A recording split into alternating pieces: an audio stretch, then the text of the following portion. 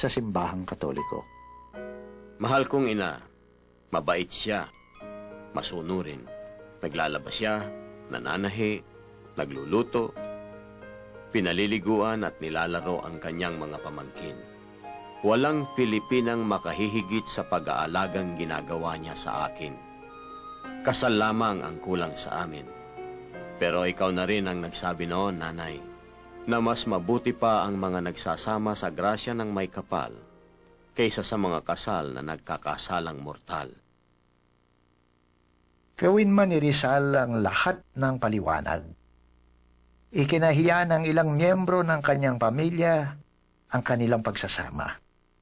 Ayon kay Josephine, kung minsan pinagduduldulan pa ito sa kanyang mukha sa harap ng kanilang mga pamangkin. Gayunman, tiniis niya ang lahat ng pasaring. Pero sadyang mahirap takasan ang mga kamay ng kasaysayan.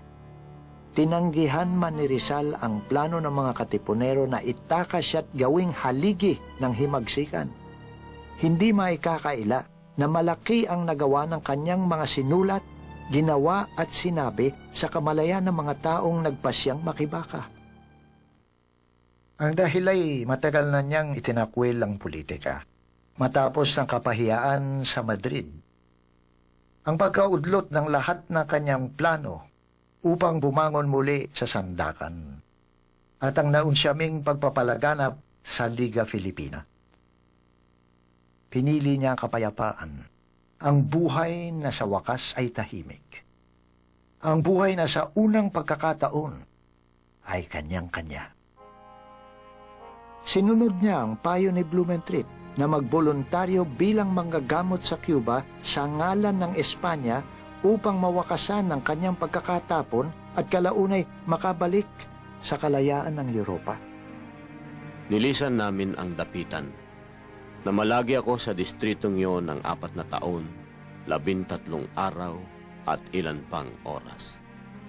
Malayo na siya sa Pilipinas nang maibaba ang pasya na pabalikin siya sa Pilipinas upang humarap sa korte sa paratang na rebelyon at pagbubuo ng mga ilegal na samahan.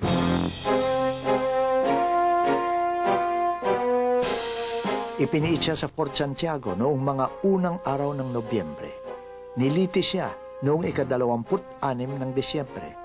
Pagkaraan ng 3 araw, pinasa sa kanya ang hatol ng kamatayan.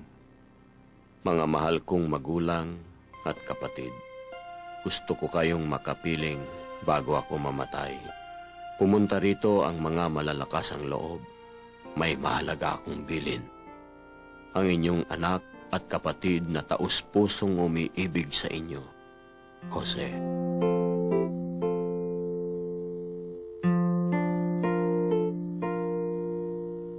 Pinakaunang dumalaw ang kanyang ina.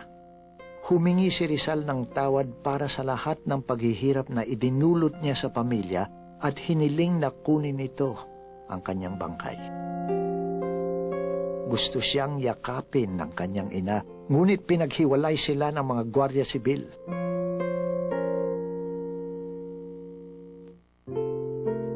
Sumunod na dumalaw ang kanyang mga kapatid na babae at mga pamangkin. Isa-isa niyang ipinamigay ang kanyang mga nalalabing gamit. Ipinagbilin niya kay Trining ang isang lamparang inihandog sa kanya ng mga Pardo de Tavera. There is something inside. Ibinulong ni Rizal sa Ingles upang di maunawaan ng mga gwardya. Doon niya isiniksik ang kanyang huling tulak. Sinulatan niya ang mga mahal sa buhay na hindi nakapagpaalam. Ang kanyang matalik na kaibigan na nagdadalamhati sa Europa. Kapag natanggap mo ang liham na ito'y pumanaw na ako. Paalam, pinakamatalik, pinakamamahal kong kaibigan. May iniwan akong libro para sa iyo bilang alaala mo sa akin. Gayon din ang amang hindi pinahintulutang dumalaw. Ipagpatawad ninyo ang sakit na siya kong isinukli sa inyong mga pagsisikap upang mabigyan ako ng edukasyon. Paalam, tatay. Paalam, at ang butihing kapatid na malayo na noon sa larangan ng digma? 4.5 taon na tayong hindi nagkikita at nagkakausap. Pero hindi naman natin kailangan ng mga salita upang maunawaan ang isa't isa, hindi ba? Masakit para sa akin na isiping iiwan kitang nag-iisa upang pasanin ang ating pamilya. Naiisip ko ang iyong mga sakripisyo, mabigyan lamang ako ng kinabukasan. Alam kong nagtiis ka ng napakaraming hirap ng dahil sa akin. Patawarin mo sana ako, ang iyong kapatid, Jose.